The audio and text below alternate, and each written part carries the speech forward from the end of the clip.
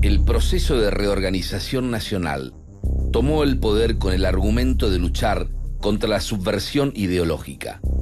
Como parte de ese objetivo, la Junta Militar se propuso intervenir en el ámbito educativo.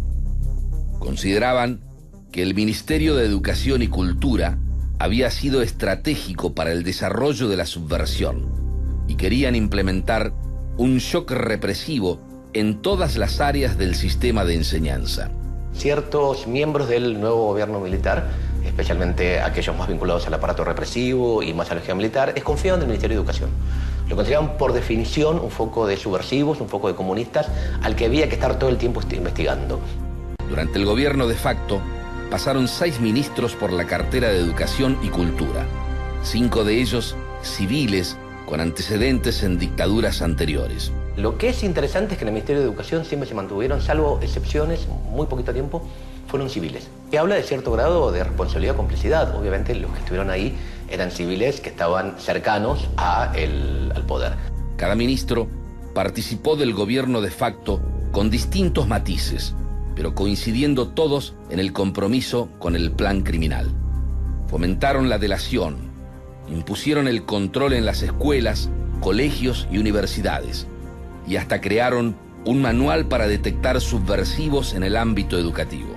Me enseñaron todo mal, me contaron otra historia, me llenaron de palabras que aprendieron de memoria, los deseos controlados, los recuerdos del pasado y el temor a lo que digan los demás.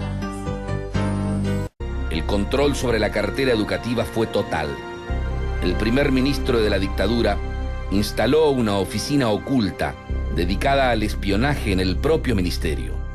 Estuvo en funciones hasta 1983, desplegando el perfil educativo del terrorismo de Estado.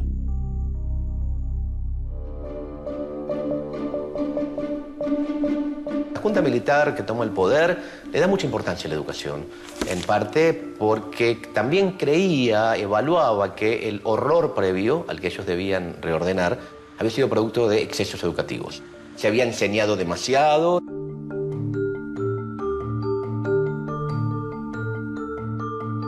Cuatro días después de asumir, la Junta designa al profesor Ricardo Bruera como ministro de Educación y Cultura.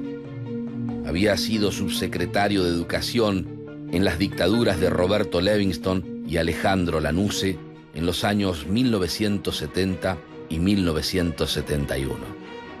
Velozmente comenzó a firmar circulares y orquestar un shock represivo a la enseñanza.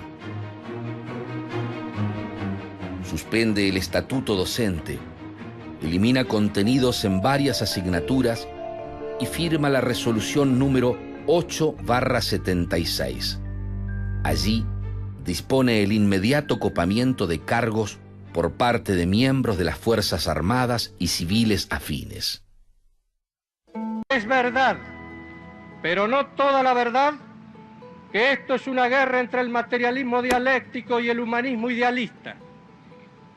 Es verdad, pero no toda la verdad, que esta es una guerra entre los idólatras de los más diversos tipos de totalitarismos y los que creemos en las democracias pluralistas.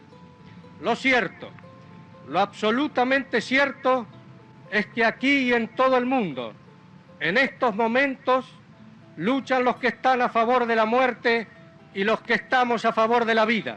Los valores educativos que tenía la dictadura en el centro eran sobre todo el orden en sí, la familia, la tradición, la disciplina. Ellos valoraban altamente la disciplina y sentían que había algo que se había corrido ahí, que no estaba, que había dado como cierto aire de libertad y eso no estaba bien que ocurriera, y a lo que había dado lugar a semillas subversivas o a que hubiese posibilidades de personas que pensaran en que había que hacer algún tipo de cambio. Era una lucha contra todo joven o con toda persona, es decir, que cambiara las costumbres. Cambios que introduce el régimen cívico-militar es la modificación de los planes de estudio, Si bien no fueron cambios estructurales, los responsables del ministerio intentan dejar su huella en la currícula académica.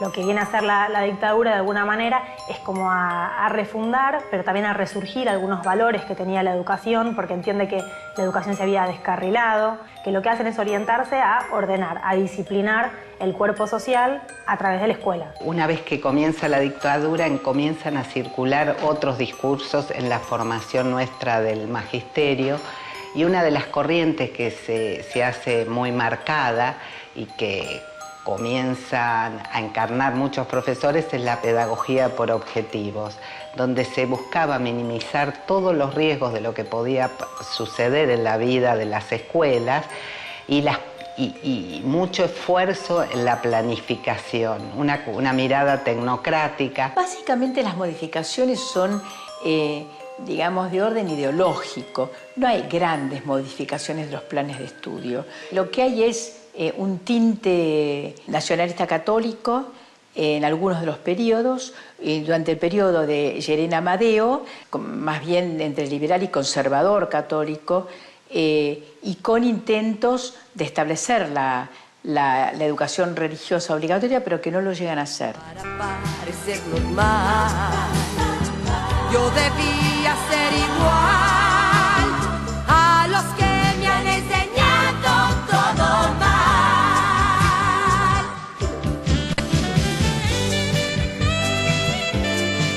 El modelo represivo, para la lógica represiva, se mueve con la siguiente lógica. Todo hecho social es un hecho político. Todo hecho político es un hecho subversivo. Todo hecho subversivo debe ser reprimido. Se arma esta cadena de explicación. Lo social es político, lo político es subversivo, lo subversivo se reprime. Como de hecho todo es social, digamos, y yo podría poner en lugar de lo social lo educativo, si quieren, o antes lo social lo educativo, esta cadena se activaba inmediatamente, todo el tiempo estaba activándose, porque era un juego de sinonimias imposible de frenar. Con lo cual, todo hecho que sucedía era, por definición, subversivo.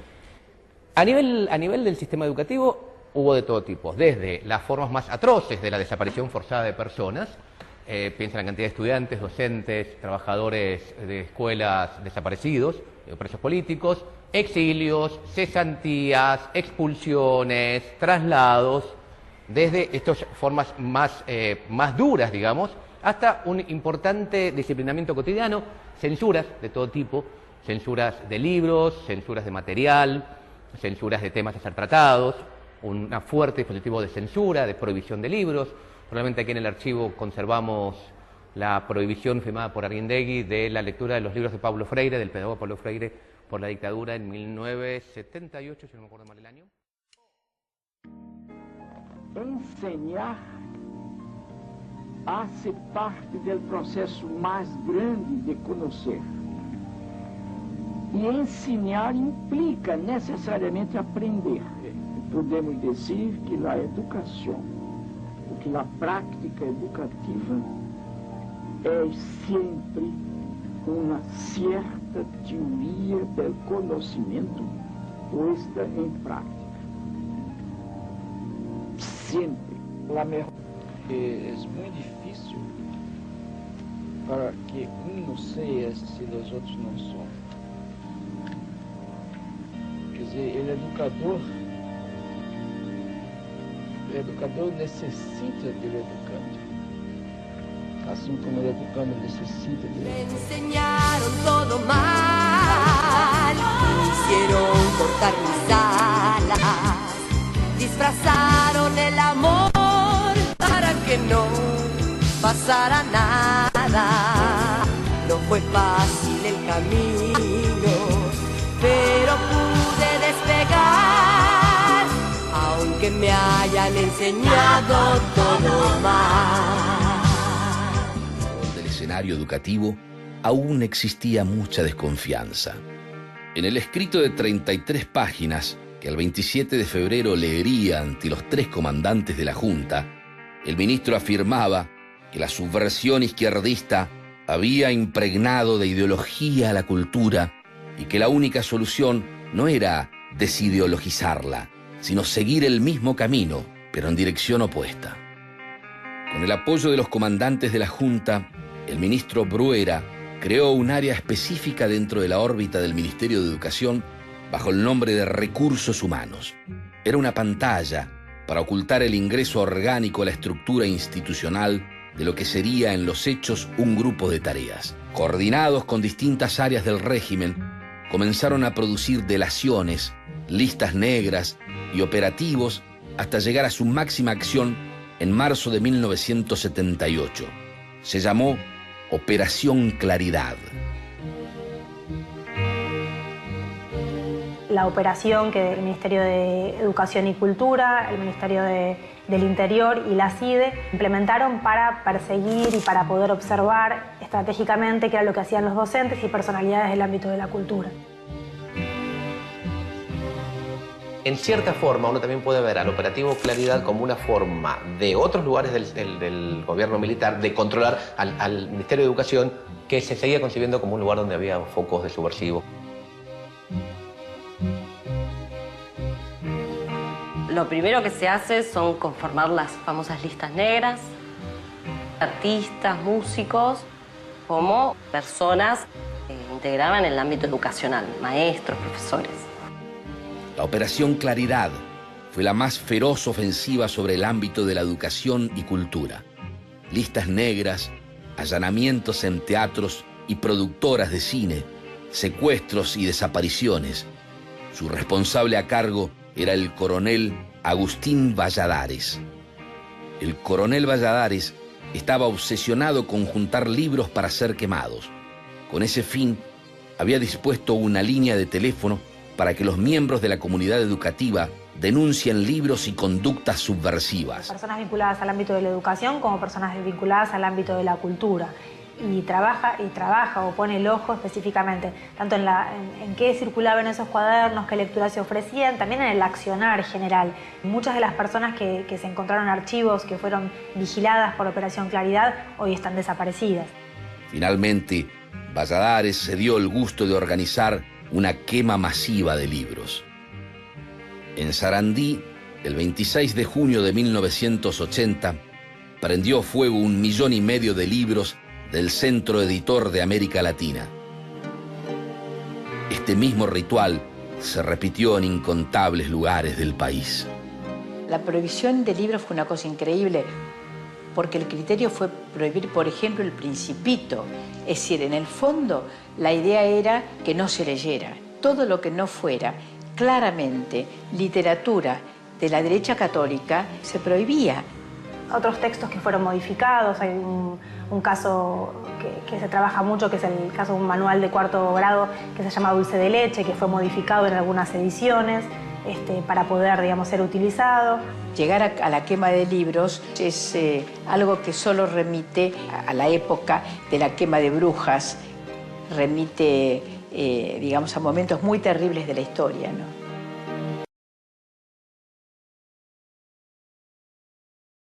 El 26 de junio de 1980 está en la memoria más horrible de la Argentina. Aquel fue un día frío, gris, sin lluvia. Imaginemos por un momento ese gran depósito sobre las calles O'Higgins y Agüero en Sarandí. Un camión se lleva en 2 tandas 24 toneladas de libros. El Centro Editor de América Latina, CEAL, era una de las más importantes casas editoras de nuestra América.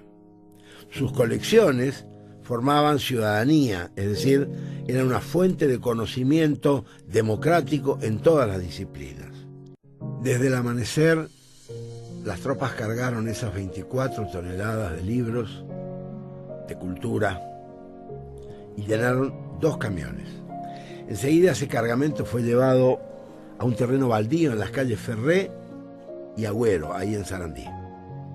Todo a plena luz del día. No sentían vergüenza, no sentían remordimiento, ni de eso eran capaces. La inmensa fogata ardió desde las 4 de la tarde hasta las 10 de la noche de ese 26 de junio de 1980, pero muchos de los testigos recuerdan aún hoy que esa hoguera duró varios días.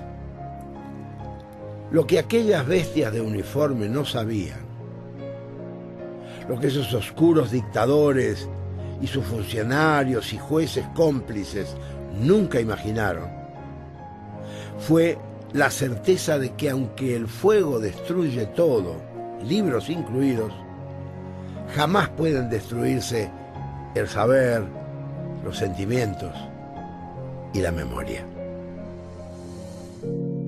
Represivo que aplicó el gobierno de facto, los objetivos se iban cumpliendo tal como lo imponían las Fuerzas Armadas. Sin embargo, la Junta de Comandantes no estaba conforme con los resultados obtenidos en el ámbito educativo. Aún persistía la desconfianza hacia los docentes y alumnos. Los militares sentían que en las escuelas aún quedaba cierta preocupación social que los irritaba. El modelo represivo se basa en la inversión directa del Estado de Derecho. En el modelo represivo, toda persona es culpable hasta que demuestre lo contrario. Somos todos culpables. En mayo de 1977, el ministro Bruera renuncia y asume en el cargo Juan José Catalán. Otro civil que llegaba a la cartera educativa totalmente consustanciado con el gobierno dictatorial.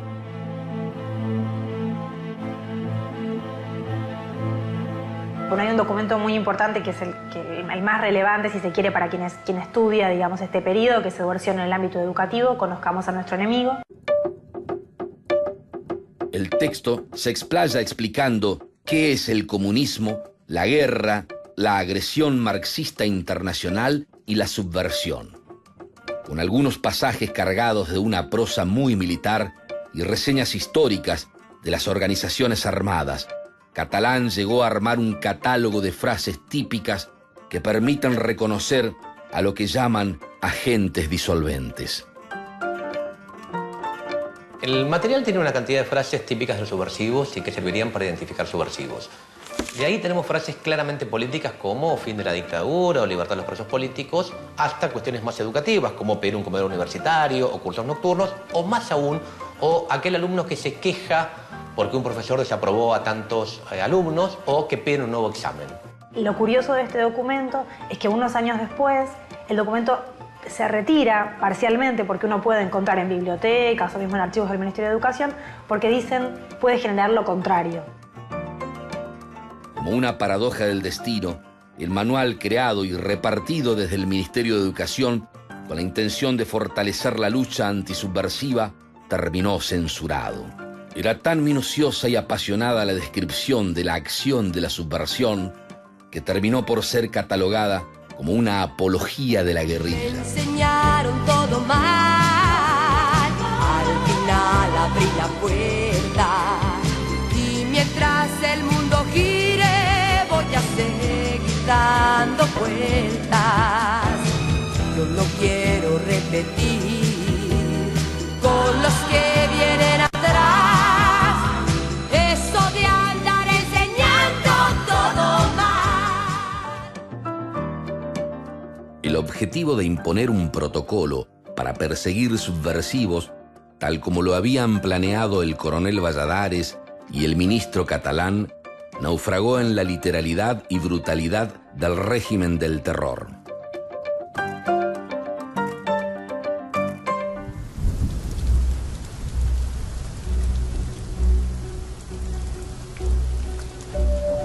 La Junta Militar tomó el poder con el objetivo de refundar las bases de la sociedad argentina, a la que consideraba ideológicamente enferma. El Ministerio de Educación fue un ámbito clave de esa contienda. Persecución, represión y delaciones fueron tres de las claves del plan genocida aplicado entre 1976 y 1983.